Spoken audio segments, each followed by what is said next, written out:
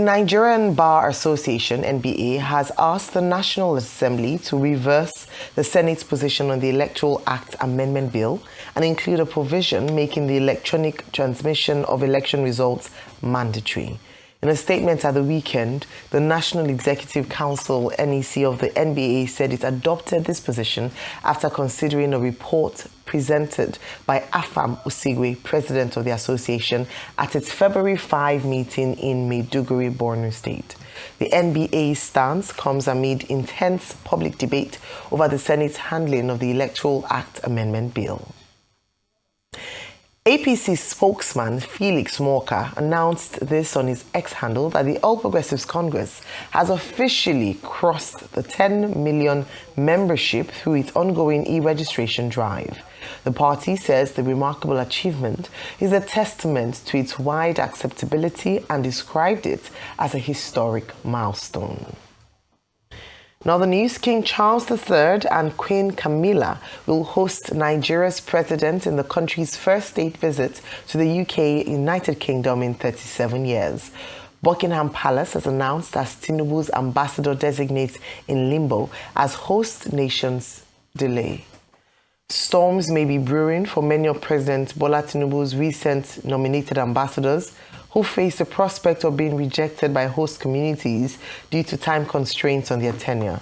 High-ranking officials in the presidency and foreign service disclosed that the Ministry of Foreign Affairs was grappling with the challenge of securing agreement, the formal consent of receiving states for the nominees. Joining us on Political Brief to discuss these stories is Arise Director of News and Politics Editor, Sumner Sambo. Good morning, and you're most welcome to the morning show today. Sumner, good morning. Yeah, good morning, and thanks to our viewers for joining us. Okay, Sumner, what should we expect in your own calculation this morning at the Wadata Plaza, where the Wike-backed faction National Secretary Samuel Anyanwu says they're going to have a meeting now that the fumigation process of that plaza secretariat has ended. And then the Sheyi Makinde-backed Kabiru Turaki SAN-led faction says, well, if anything happens, the police should be held responsible. And then all that talk about the ruling by Justice Agomo in the Ibadan Federal High Court sitting in Ibadan on the November 15 convention. Now, the last time that the two factions met at that Wadata Secretariat, there was plenty of fight with the police in between. Should we expect a big fight today? And then, of course, all the other issues there. The monarch, the king, inviting President Tinubu on a state visit. What do we stand to gain from that? Because the ceremony is not enough. I always say, what do we stand to gain from that? And then, all the other issues that you may want to comment upon, as outlined by Ayo most recently. Thank you so much, Dr. Abati, and to all of you there. I mean, starting with the PDP issue you raised, I think the police should follow the rule of law by ensuring that the rule of law applies. And what's the rule of law in this instance? Well, it may be very dicey for the police to interpret that rule of law, because here we have a Federal High Court judgment that recognizes, this new leadership of the caretaker committee that's been put in place by Ibrahim Mohammed.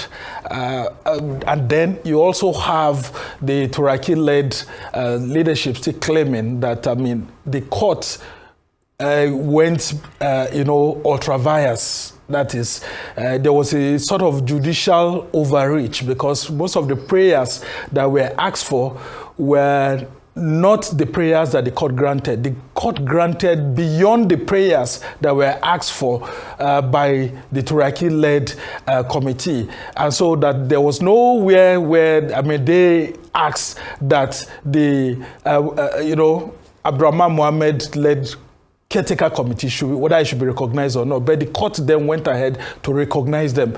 And so I believe that the police has a legal department that will be able to interpret what should happen. But whether we like it or not, there's a subsisting court judgment, and that court judgment must be obeyed whether we like it or not. But in this instance, if the police actually feel that the threat may affect, the environment there, I think it will be in the interest of the public for the police to apply the law to ensure that there is public safety within that aspect until all the appeals are exhausted, because there's a current appeal before the Court of Appeal, and then this other group went to get a stay of execution. Well, that stay of execution has not been heard. So the Turaki-led National Working Committee should be very careful not to assume that by filing an appeal for stay of execution, it means that the stay of execution has been granted, because what that then means is that federal high court judgment is still subsisting. So it's left for the police now to, within the concept of public safety, define whether it is safe for the Wike-led group to actually possess the National Secretariat or not. And of course, if there will be a breakdown of law and order, the police should do their job. We can't teach them their job, but the law is there, the judgments are there, let them use their discretionary powers. Now, going on to the issues that, the other issues that we've raised, let's look at the improving relations between Nigeria and Britain. Actually, it's heartwarming for us to see that our president has been asked to go on a state visit. I mean, that's the highest level of visit you can get diplomatically, right? And it means that while we're having issues with the United States of America, the UK is actually warming up to us. So it's heartwarming that Nigeria is actually having very good relations with the UK, cordial relations. But as President Tinubu will be embarking on this visit, let's be very, very careful as to what the United Kingdom is also seeking from us. Because if you look at the last state visit by former military head of state, General Ibrahim Babangida, in 1989, that visit didn't just come like that. Now, there's a company called Vickers Armstrong that manufactures battle tanks and all of that. Now, they had, been looking for some ways to actually sell some of their battle tanks that they had, manufactured. And it was a bit difficult for them. They had approached Nigeria sometime around 1981, and we purchased just a very few quantity. But then they kept on pushing. And of course, Margaret Thatcher from 1985 way up till the 90s kept on pressurizing the Nigerian government. And one of the best ways to actually get Nigeria to be able to buy some of these, tanks was to actually invite then military president Ibrahim Babangida, as he likes to call himself, and they got him to get on that state visit in 1989. And guess what? We actually coughed out £282 million to buy those armored tanks. They were called the MK3 tanks. The MK3 tanks were now actually made, specifically for us, and they were known as MK3N Eagle for Nigeria. So you see that state visit did not just happen like that. There was an underlying factor, and Vickers Armstrong actually emerged as one of the greatest beneficiaries. And the British economy, having Nigeria pumping £282 million into it, well, I mean, you understand that it would have boosted the economy. Well, those battle tanks were supplied to Nigeria, about 108 of them, and we kept on using them way up till 2015. I mean, when we deployed some of those MK3 and Eagle battle tanks to, the war front, using it against Boko Haram, way in Yola, I think 2015, and of course, even in Borno. So, I mean, these state visits are not just couched in, the British monarchy wanting to see your president. I mean, there are underlying, deals that go on there. So let's be careful as to the kind of deals we sign, but it's really heartwarming, and I'm very happy for President Bola Tinubu, because this will actually put him on the right pedestal as one of the most respected Nigerian leaders. Because, I mean, look at Gowon, look at President Shagari, look at General Babangida. I mean, there can no be any better, outing for Tinubu than this. It will be a crown on all the foreign visits that he's had. Now, talking about the APC saying that it's now having 10 million, members. Well, this is funny enough, because the same APC told us in 2022, specifically March 2022, we had then the chairman of the Caretaker Extraordinary Convention Committee and incumbent governor of Yobe State, Malabuni, telling us that the APC had 41 million registered members. So at what point in time did 41 million registered members now become 10 million members? Because these were some of the things that we raised going into the 2023 general elections, that APC was actually trying to toy with how the election outcome was going to look like. And then eventually we'll go into the election. What was the result that President Tinubu had? He had about 8.7 million votes. So where were the 41 million votes, 41 million registered members of the APC that the APC told us in 2022? And how come now, 4 years after, since 2022, the APC is telling us now that they have, they have about 10 million registered voters. Well, I think this national chairman is being conservative, and he has said that the target that they have in this registration is 20 million, members of the party. So that means APC owes Nigerians an apology for having told us that they had 41 million members in 2022, only for us to see that, that was not the situation. But what's the good thing that we're having here? That APC is adopting technology to register its members. Except that membership registration is a continuous exercise.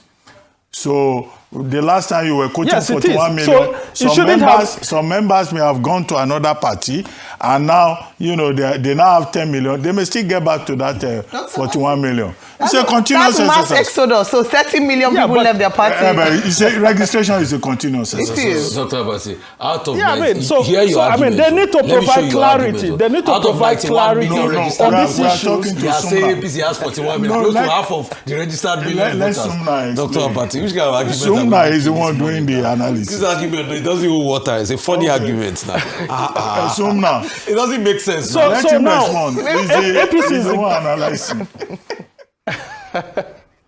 So APC is the governing party right now, and the biggest, and I can tell you that APC have managed their affairs very well, because going into 2023 election, APC was divided and all of that, but they had 41 million. But this time around, APC is organized, the best organized political party right now.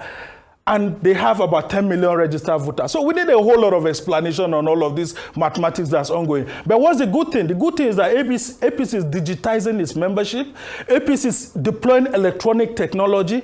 And then Nigerians are wondering, why are you not also allowing them to deploy technology to provide real-time electronic transmission of election results? Because that brings us to what the NBA is saying, that if APC is the governing party in both chambers of the National Assembly, and it is adopting electronic technology for its membership drive, then the best thing would be to just hand over real-time electronic transmission of election results to Nigerians through the ongoing Electoral Act Amendment Bill that's before it.